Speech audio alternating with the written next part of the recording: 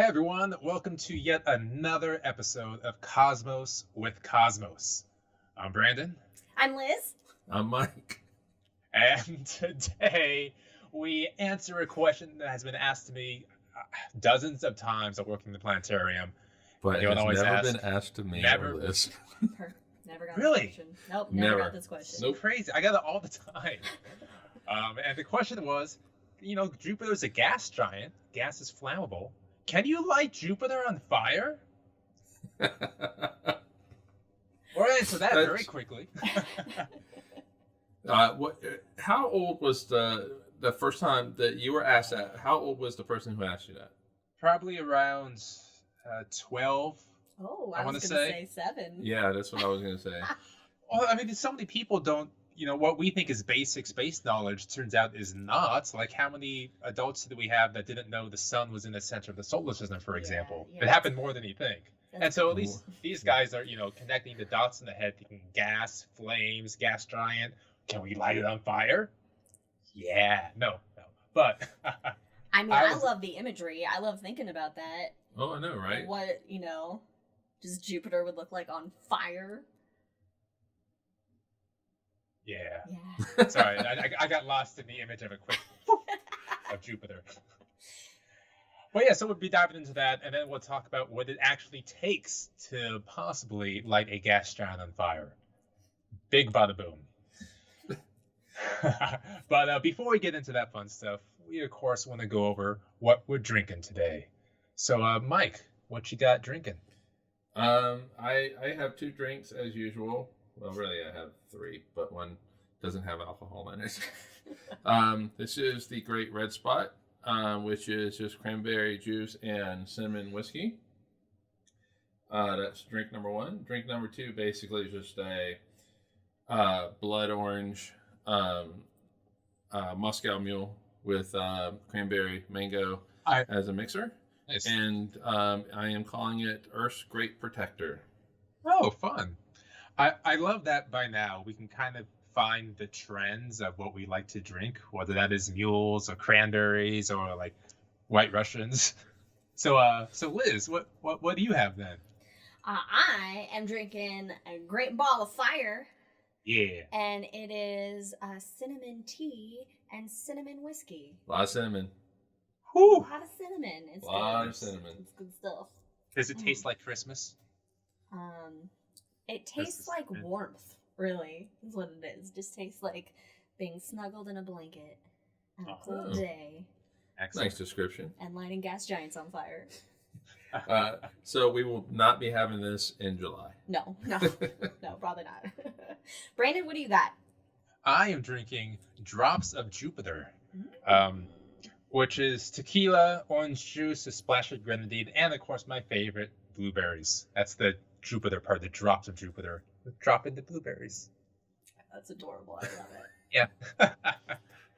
So anyway, we have a couple of social medias. Feel free to follow us on the Twitter at Drinking Cosmos, the Instagram for all the pretty pictures at Cosmos with Cosmos. Follow us, rate us on iTunes, Spotify. If we still have Google, I'm not sure, but wherever you get podcasts, we're probably there. If not, there's always iTunes. Yep, you can also go to our website, cosmoswithcosmos.com, and we have a podcast player built in there that has our 10 most recent episodes, so you can always go there to listen Beautiful. as well. And of course, don't forget to join us for the Hangover edition. For those of you on podcast land, this is where we hang out on YouTube after the podcast and we go down the rabbit hole of whatever our tipsy minds think of. It's a lot of fun. Yeah, we don't even have an agenda for that. Nope. No Nope. agenda, no outline. And you can find those recordings on the YouTubes. Phew. And finally, before we begin our show, we have a couple of drinking rules. So play along at home, Jack. This is for you too. These rules include if there's any kind of puppy barking, any Amazon coming in today, Mike, for the dogs? No, I got my Amazon yesterday. Oh, hey. And then I get my Amazon on Tuesday. Oh, okay. So- Good timing then. And we're actually doubling the possibilities because I have 2 dogs here, Scout and Baxter, which I love. Oh, it's exciting. Yeah, but what's Well, your sister's dog's name? Pippin! Pippin. And its sister is Mary. It's Pippin and Mary. Oh my god, I love it so much. But It's, they are sorry, unfortunately not there. The full name is Mariatic Brandy Burke. Brandy Bark. That is awesome. So that's rule number 1. We take a drink. Mm-hmm. Rule number 2, if any of us make a Star Wars reference, we take a drink, which happens. And rule number 3, if any of us make a Lord of the Rings reference, which would be difficult because we just talked about Pippin. But that was before we announced the rules. Yeah, it was pre-rules, so it doesn't count. All right, so with that, I guess we should talk about, can we light a gas giant on fire? Let's get into Yeah. it. First of all, I think we need to maybe do a little overview of the gas giants on, what are they? Why are they? Just to backtrack for a second, of all the episodes, we should have had your dad on this episode. So he can come in hot? He can come in hot. He can tell us about fires.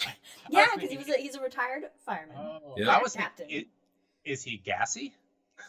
That's where my mind went. I mean, maybe. I don't know. No. That's Leia. Yeah, Leia's... Our dog Leia. Oh my god. Woo. So what is a gas giant? Well, a gas giant is a big planet that is made primarily of gases. Of course, we have... So very descriptive name. Right? I mean, look, okay, the thing that I love about, astronomers is that they pretty much name things, they call it like they see it, essentially. For example, hey, there's a bunch of mass we can't see, so let's call it, or matter we can't see, let's we don't call know what it it is. dark matter. Yeah. And that space rock is made of a lot of rocks. Let's call it an rocky asteroid. And Or hey, Big Bang, here's black hole. a big gravitational thing we can't see. It's like a black hole. That's a good name. So a giant ball of gas traveling around the solar system sounds like a gas giant. giant. I mean, which I found out today in prep for this episode that a gas giant wasn't named by scientists. It was named by a science fiction writer in the 50s. And this writer went on to write novelizations of Star Trek. What? So that's kind of cool. It's just a recent thing where they called it a gas giant. So what? Like William Herschel, when he discovered Uranus, never called Uranus. Yeah, He just called it Uranus, I guess. Well, I guess he would have called it an ice giant. Well, no, he just called it George first. Yeah, he called it George. And then it was Herschel's planet for a while, which is kind of weird. And then we got Uranus. And then we had to stick with the whole Roman mythology naming system, and so Uranus. Naming in astronomy is just screwed up. It's so screwed up on so many levels. What actually, you know what? Uranus is actually not Roman, I don't believe. I believe No, Uranus is actually Greek. It's the one planet not Roman. Yeah, it's the one planet that is still Greek, and the Greek pronunciation would be Uranus. Oh. Wait, and that was the Titan that was eating all of its children that Jupiter eventually destroyed, right? Or was that Kronos? I don't remember. No, Kronos is the one that... Kronos was Zeus's father, and Zeus ended up killing Kronos. Oh, okay. So. That was Kronos. Yeah. I need to brush up on my Roman and Greek mythology. Sorry, guys. Jackass, was it Larry Niven? Is that the... It does. I don't think it was. We'll have to Google it right after this. It's on the Wikipedia page of Gas Giant. There you go. Your source for everything, Wikipedia. Yes. So basically, as the solar system was forming, there's a big cloud of gas and dust that's spinning around, and you had all these dusty particles coming together and getting bigger and forming what we know as the terrestrial planets. And those gases being further out, they came together and this is important for later on. What was the most common gases in these kind of disks that as the planets were forming? The most common gas in the universe, hydrogen. Exactly. That comes into handy later on in this episode. So we get the gas giants, Jupiter, Saturn, Uranus, and Neptune, made of gases. Yeah, but what's in the middle? They almost likely have solid cores. Hooray! Yay. If you go back and listen to our episode of, I forget, it was Deep Impacts, Big Hits, something like that, we talked a bit about how Jupiter's core likely formed when a Mars Earth-sized object slammed into it and kind of messed with the core a little bit. So we do know there is some kind of solid core within Jupiter. Mm-hmm. Mm-hmm. And that core is about the size of the Earth, right? There Yeah, has to be. it's a big thing because you have to have a lot of gravity, a lot of mass in there to hold on to all the gases around you. Mhm. So our Earth's core is obviously not the size of the Earth, so we can't hold on to all this atmosphere that Jupiter has, for example. Yeah, And and there's other reasons as well. yeah, I was gonna say, and because like gas giants or I'm sorry, the terrestrial planets are closer to the sun, so that the basically this solar wind and the heat from the sun doesn't allow those gases to exist, stick around that close to the sun, but they can further out. Mm-hmm. So if you have a gas giant, can you fly through it? Ignore the core, the solid core. No, we've talked about this. You can't. It's not a cloud, people. It's a not a cloud. cloud of gases that you. Then Well, I guess it's a cloud in a sense, but it has cloud layers. Has cloud-like tendencies. But it gets very dense and very hot the further down you go into the atmosphere. So, like if you were to jump into Jupiter, don't recommend it. You would float down a bit until things got so hot and dense you would get stuck and crushed and just now is it so evaporated. dense? Is it so dense you can swim your way out of it? Well, no, because you'd be crushed and disintegrated and burnt. Yeah, You would die it pretty wouldn't be fast. good. It would not be fun, no. No. But you'd see some really cool stuff before the sun's blocked out. That is true. That is true. And I mean, Jupiter has like a metallic hydrogen layer, and that's what causes its magnetic field. Is that metallic hydrogen layer? Yeah, it's above the core. Yeah. Yeah, so you go down and it gets thicker and thicker, and the density increases, and then you get like liquid hydrogen and helium. Even though it's really hot, the densities are such that you can actually have liquid hydrogen. You can have hydrogen and helium in liquid state. Here on Earth, it has to be very cold for that to happen, but because the densities on Jupiter can be very hot. And then you get this really cool state of liquid, metallic hydrogen, which is spinning because Jupiter spins. Like one day on Jupiter is like it's so fast. 10 hours long. I think it's like 16 hours, I want to say. Oh, it's less than that. 16 Saturn? hours is 12. Uranus and Neptune. Must be 12 hours then. It's fast. like 12 hours. And then so Saturn's 10. And so it's spinning so fast.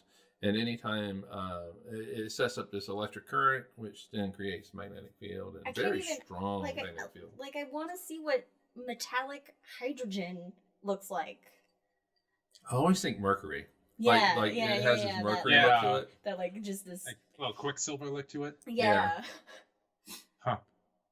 But that's not the topic of this episode. No. So Jupiter itself, the vast majority of it is hydrogen. Mm-hmm. It's like 86.4% exactly of it is hydrogen. That's very specific, Brandon. Right. It's like we have it in the notes or something. Weird. Okay, so hydrogen, it can explode here on Earth and cause fires. So why can't you do that on that gas giant? Well, this involves. Yeah, go ahead. The problem is, so basically, to set shit on fire, you need three things. You need a flammable substance, you need an oxidizer, so like oxygen or air, and then you need a source of ignition, so like your spark or some like high heat. So let's really quick kind of break those things down, because oxidizer and source of ignition. I had to go into chemistry a little bit to figure out exactly what an oxidizer and options of those are.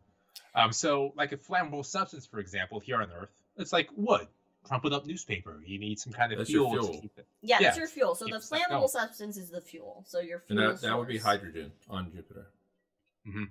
Yeah. And the oxygen is there to really feed the fire, essentially.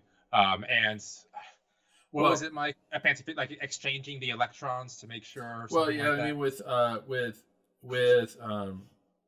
hydrogen, so you'll have hydrogen and oxygen come together, and they form. They actually create water, but also release a shit ton of energy. And so that oxygen, you need that oxygen for to come together for the reaction to release all that energy, which is the fire. And then for your source of ignition, well, here on Earth, that would be, hey, I just struck a match. but you don't have big matches on Jupiter. But Jupiter does have lightning. That's right. It does have lightning. Epic lightning the size of the United States, Yep. as long as the U.S. So basically, Jupiter has a fuel source. It has a source of ignition. Yep. However, it's missing a key component. Missing that oxygen, It's everybody. missing oxygen. So So Yeah. we have a problem. yeah, so hydrogen makes up 86.4% of Called it. of the atmosphere of Jupiter. Helium makes up 13.6%. So basically, you're talking about 1% is everything else. That 1% is things like methane, ammonia, ethane, acetylene, carbon monoxide, ethylene, water. There's not a lot. So there's not really any free oxygen that's just kind of floating around in the atmosphere. And even if it was, there's not enough to make a big fire. And so oxygen isn't the only oxidizer, but there's just so little of the other stuff on Jupiter that it just can't catch on fire at all. Yeah, we would, if we wanted to light Jupiter on fire, or any of the gas giants, which they're all primarily made of hydrogen. Just Uranus and Neptune do have a higher concentration of methane, which is what makes them blue. And To our ice eyes. giants as well. Technically, they're not gas giants. They're ice, because even though they're still mostly comprised of hydrogen, they have a lot of other stuff inside of them, more so than the other gas giants. So we just call them ice giants for funsies. But I mean, they do all have, all the stuff that like Mike just listed. Yeah. Like I specifically just noted these gases that were actually known to be pretty flammable. So your methane, ammonia, ethane, acetylene, carbon monoxide, that sort of thing. But I mean, in all of these planets, you're looking at like parts per million, parts per billion, like just such a small amount It of doesn't them. have. I was looking at Neptune, and ammonia is 600 parts per billion. That's like, how did we even find that in the first place? But that's nothing. Science, technology. Like when the dog farts in the room, it's way more than 600 parts per billion. Definitely, especially if it's Leia. Oh god. Oh, man, that methane. Woo! Put Uranus to shame. So focusing on like hydrogen, since that is the main flammable gas that comprises most of the gas giants. So essentially, like for here on Earth, the flammability limit for hydrogen, it's based on a percentage of hydrogen.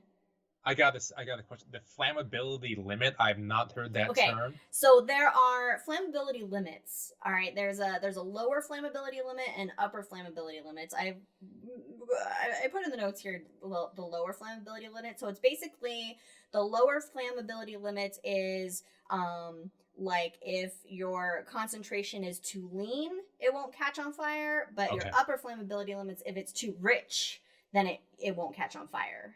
Yeah, you got to be in that sweet spot. So you got to be you got to be in the sweet spot. That anti-habitability zone. So for hydrogen here on Earth, this is the lower flammability limit. It's basically with 1 atmospheric pressure. So here on the surface. Here on the surface of Earth, basically at sea level, so to speak, it's between 4% and 94%. That's for oxygen. That's for oxygen. Massive one. Right. Nice. So, and we have 20% of the atmosphere is oxygen. So, yeah, oxygen, if it's going to meet up with some hydrogen, it's going to react, and could create a little. As little long flame. as you have a source of ignition. That's true. Yep. And fuel. So the minimum energy here on Earth to light hydrogen on fire, the minimum energy for a spark of ignition at atmospheric pressure is about 0.02 millijoules. Okay. And looking at calories, that's not even a Skittle. It's not even a Skittle? It's not even a Skittle. Yes. So it takes less than a Skittle to light hydrogen on fire. In fact, if I remember right, it's about 2 to 3% of a Skittle. I am so glad sliver. we have I'm so glad we have Skittles as a baseline Me because too. honestly, 0.02 millijoules, I have Means no nothing. idea what that means. Means But I looked less this than up one and it meant Skittle. nothing. Less than a Less than one Skittle. Skittle, I can visualize that. And I think it's like for like hydrogen and oxygen, well, I don't know, you need like 2 parts hydrogen to 1 part oxygen. Right. So Yeah. because the byproduct is water and H2O, Oh. so the byproduct is water Mhm. and a shit ton of energy. And so all you gotta do is look at the Hindenburg. The Hindenburg was filled with hydrogen, Mhm. and came in. There was a spark, and that little bit of a spark between the Hindenburg and that little spire, I guess, that it parked with. I don't know.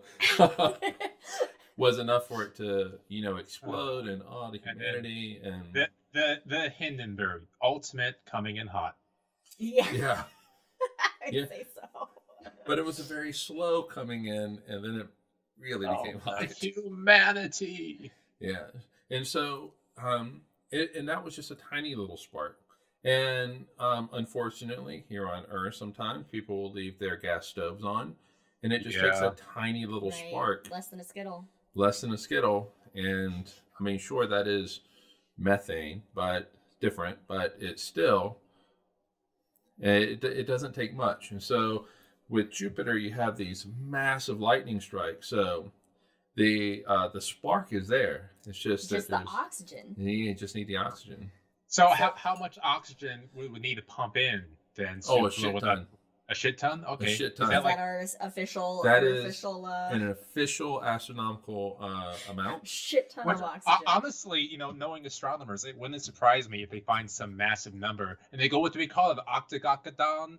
No, it's called a shit ton. Yes, I like that. So, okay.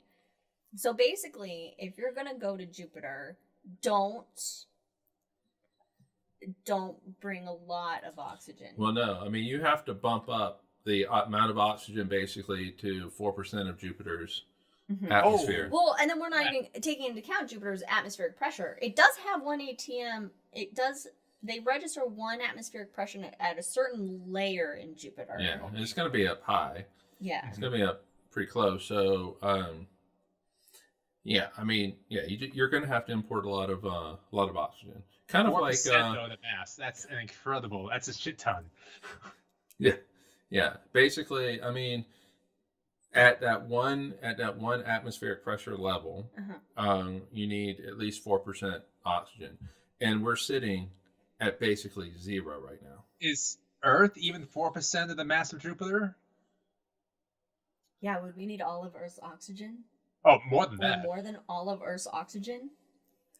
Well, okay. You have 2 different questions in this. You said is Earth 4% of the mass of Jupiter? Right. Do you mean the atmosphere though? Yeah, because Earth itself would be at least 4%. Yeah, so just the atmosphere then. That can't be right. So no, I'm going to say no. Earth's atmosphere is not 4% of the mass of Jupiter. No. And our atmosphere isn't all oxygen. It's oxygen and nitrogen, and then some other Yeah, shit and in so there. then it's 20% of 20% is oxygen, right? It's 20%, right? Sure. That sounds right. Let's call it 18.97. We're not, if anything, we're, I don't know what I'm saying. We are always 100% accurate and factual on Cosmos with Cosmos. So And to the 1,000th decimal place. At never least. take anything we say with a grain of salt. I can tell you how much the Earth's atmosphere weighs. Now I can't compare this to Jupiter, but I can tell you it's a whole lot less. Yeah. The Earth's atmosphere is 5.148 times 10 to the 18 kilograms. Okay. Yeah, that is the mass of the Earth's atmosphere. Can you do that in pounds? 42. No. When you add 10 to the 18th power, it doesn't matter what unit you put it in. That's true. Yeah, it's going to be roughly 5.148 times 10 to the 19 newtons, which is the metric equivalent of pounds. But And then you can double that. So roughly 1.5 times 10 to the 20 pounds. Which we in the science field call a shit ton. A shit ton. Shit ton. Yes, it is the official. But that's still nothing compared to Jupiter's atmosphere. So you would need to pump in far more than Earth has to offer oxygen-wise to Jupiter. Yep. Far more. Now, what about methane? Because so obviously, as far as methane goes on Jupiter and Saturn, there's not a whole lot of methane there. But Uranus and Neptune Uranus has about 2.3% methane, and Neptune has 1 to 2% methane. And the lower flammability limit of methane is a lot less. It's about 4.4 to 16.4%. So we'd still need a shit ton of oxygen, but it would need a shit would ton it be of methane. Easier? Just send all the you cows. need more methane. So we run into a need problem. double the methane. Oh wow. Yeah, so for Uranus and Neptune, which have the higher methane, actually let's do Uranus because it's 2.3% methane. Uranus would be filled with methane. Yeah, it would be. That's Leia's home planet. Basically, you're going to need to double the amount of methane in Uranus's atmosphere. Also, you are going to need lightning. Oh, they don't have do they? Well, I don't know. Do we know if Uranus and Neptune have lightning? Wouldn't they? Well, I mean, one would think. Except for still... Uranus. Uranus is really quite. If you look at it, it doesn't have a lot of storms. It doesn't mean that it doesn't have storms because it does. Hubble's seen storms, but it doesn't have it to the extent that Jupiter has, that Saturn has, even Neptune. Neptune has more storms. Neptune has had incredible storms. And that is a little bit of a mystery around Uranus as to why it does not have the storms that Neptune has, because Uranus is closer to the sun, and so it receives more energy from the sun, so it should have some storms.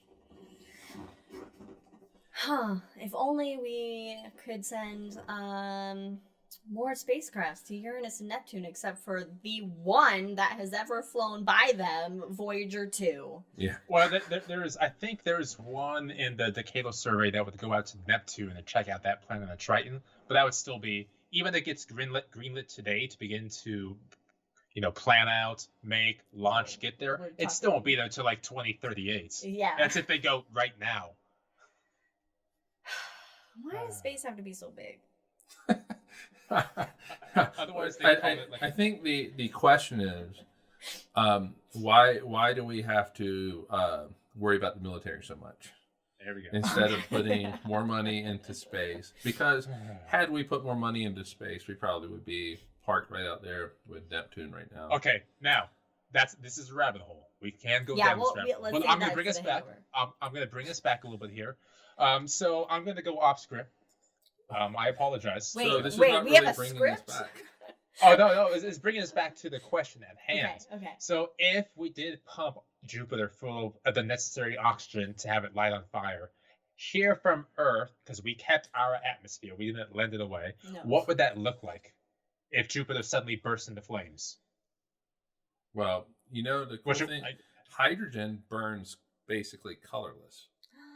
Having said that, Jupiter does have a lot of other stuff in its atmosphere. Yeah. So there will be some. There would be some color. So, like if you see hydrogen burning blue, that's most likely because there's a little bit of sulfur mixed in it. So it's contaminated, quote unquote, with some sulfur, and so you get the color from that. But so hydrogen typically will burn colorless. So you're not going to see a lot of color. So we won't actually see a great ball of fire.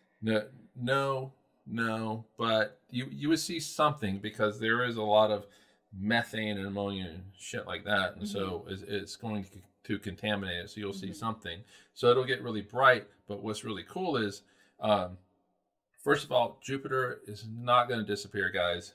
You catch it on fire, it's not going to disappear. But what you're going to do is you're going to convert a lot of that hydrogen. You're going to mix it with oxygen, and you can get water out of it. So you can get a lot of water a lot more water in the atmosphere. Oh. Because that's the byproduct, right? Interesting. Yeah. So here's something that just popped into my head. Uh-huh. Depending on where this reaction occurs, let's say it's down in the Okay. a little bit into the cloud layers. Mm-hmm. There's some heat in there. Yeah, so the reaction occurs. Mm-hmm. You have all this energy. Let's say it's spherical around the planet. Mm-hmm. It all happens at the same, radius. Yeah. Does it blow out all that other material? And so does Jupiter appear to get bigger? And then have, Jupiter, I'm sure Jupiter's great mass will pull it back in, but does it go poof Huh. like that? Like I was thinking, like, would it gain some kind of Saturn-like ring as well if that were to occur? Because the force, if everything lived at once, for example, there'd be a lot of force into that. So maybe it'd extend that a little bit. But and we're create talking some gas here, so yeah, but it would freeze out there, and it'd just be a ring of ice. Mm-hmm. yeah, possibly, yeah. That I think that would be really cool. That would be really cool. That'd be interesting. Jack says, would you get hot gas emission lines or would you get absorption bands from the burning of the lower atmosphere? Kind of depends on where it happens, I guess. Yeah. If it's on the tops, you're going to get those emission lines. Yeah. But if Now, for people listening and maybe they don't know, emission lines and absorption bands, exactly what are they, the difference and such? they're lines, So They're basically, bright lines and dark Done. lines. yeah. So, So- you're. You can go ahead. All right, so emission lines is so if we look at the sun, and we get this spectrum from the sun, Mm-hmm. and I think Newton, was it Newton who was the first one who somebody around Newton did this. Yes. I'm trying to. The two small pieces of glass. Yeah, Talks I about. Newton did Fine, this, sure. but all right, so you get light from okay, all right, you're burning sulfur. So you have a Bunsen burner. Let's go back to chemistry class, guys. You have a Bunsen burner, Mhm. and you're burning some sulfur. Mhm. If you were to look at that light Mhm. that comes from that sulfur, and you would see these, and make it into a spectrum, you would see these bright lines that come in at certain wavelengths. So those are emission lines. Okay. Yes. So and each element has its own fingerprint Its own of emission fingerprint. lines. So astronomers, when they look out into the universe, they do like to look for neutral hydrogen, which is 21 centimeters. So if you ever hear about astronomers looking at light and the wavelength is 21 centimeters, which is really long, it's radio, I think, maybe microwave, that's hydrogen. And that's actually how they've kind of mapped out. They used these emission lines from neutral hydrogen to map out the spiral arms of the Milky Way galaxy. So absorption lines is if you have a light source Mm-hmm. and that light's passing through a cloud, Mhm. the material, the elements in that cloud absorb some of that light. Mhm. So if you look at the spectrum, they absorb that light at certain frequencies of light, certain wavelengths. And so if you look at the spectrum, you'll get these little black Mhm. lines in it. Mhm. And so that's how you can tell what elements are in the cloud. It's kind of like finally getting an idea that, I know this isn't right, but like you think of our dimensions that we see, time and space around us, but then there's a whole other world that our eyes can't comprehend. Mhm. So there's a whole other world that these Mhm. instruments are picking up and that we can study. And to put those glasses on for the first time in high school and college or whenever you did, it just blows your mind. Like, these actually exist everywhere right now. Yeah. Yeah. So going back to Newton, I think what Newton did was, or somebody around Newton It was, was Newton. he projected the spectrum onto a wall and actually looked at it with a telescope. Mm-hmm. And so that's where you saw the black lines. And and absorption lines plus emission lines will equal a spectrum, a full spectrum. Ooh. And a rainbow is a continuous spectrum. Yes, it is. Just indivisible light. So now that we know, the question was, Would you get hot gas emission lines or get absorption bands from the burning of the lower atmosphere? It depends on where it happens. If it's if it's up at the very top, you're most likely going to get emission lines. Otherwise. But if it's down lower levels, yes, boom, the light goes out, but then it's absorbed by the outer bands of Jupiter's atmosphere, and so it's going to be absorption at that point. Now, I really like the idea of just like picturing Jupiter on fire and like just you got flames burning away. Unfortunately, it would never look like that even if we could light it on fire, especially because we have to remember that space is a vacuum. So you can't have just continuous flames burning in the vacuum of space. No, but you can have a continuous flame in the atmosphere of Jupiter. So, I mean, if all the fuel... How would we see that? Well, I mean, you can be on ISS and see forest fires here on Earth. So you would just need a powerful enough telescope to be able to see it. Or a Juno. Yeah, let's... yeah. We need a spacecraft with spectrum glasses on it. Yeah, Juno, go ahead, set Jupiter on fire, Juno. Yeah. Let's do this. Juno has a little like flamethrower built in. Oh, it's a fire. Yeah, but to your point of space being a vacuum, though, yes, I mean you couldn't take a lighter and and just out in space. All right, so you can't take a lighter. Lighter would have a fuel source going through, so it would keep a flame till the fuel source went away, but you couldn't catch the paper on fire that you're holding. And then for people like me Most who like likely. to watch, people who like to watch rocket launchers, you get these epic flames at the first stage here on Earth, and it gets higher and higher. But eventually it drops out. You see a second stage which ignites, and here on planet Earth we would see flames coming out. But all we see instead are the cones glow orange from the heat, and there's no flame coming out because you're in the vacuum of space. So that's another example in my mind. Yeah. That's super cool. So whenever you see just flames in space in science fiction movies, Like I love the Star Wars explosions. That's a drink. I love the Star Wars explosions and the Star Trek explosions and the pew pew pew sounds, but god damn it, it's not realistic. Well, no, I mean dramatics and realism, they clash sometimes, and so you can't have both. But how cool did it look when Hodo there just zipped through that Star Killer oh my god, ship? That was the most beautiful scene. Last Jedi. Especially when they just cut all sound. And they cut the audio, which is that they got that right, and it was beautiful. It was glorious. Yep. So we cannot light Jupiter on fire unless we have a technical term, shit ton of oxygen. Shit ton which of oxygen. Is impossible. Oh, it's not impossible. So you can, there's nothing stopping from a gas giant getting that much oxygen. The problem is when you have these accretion disks as a solar system is forming, there's just not that much oxygen. So it's always going to be hydrogen, helium. So it's possible, but not really. Yeah, even Earth's early atmosphere was predominantly hydrogen. Yeah. It wasn't this oxygen-rich thing that we have now. Even our oxygen here on Earth is still replenished with, our biosphere. So it's still a complex system we have. We just didn't get all this oxygen. We're also making it as well. So it's a complex system, folks. So we talked about what it would look like if Jupiter was on fire, if you could do that. So then, clearly, without just a lot of help, we can't light the gas giants on fire. Can we light the Earth's atmosphere on fire? Well, we tried with nuclear bombs. I mean, we clearly it didn't happen with the nukes, but you would need to inject a lot more. You would need to inject something like hydrogen, a lot more hydrogen. But hydrogen's so light, it just kind of floats up and goes away.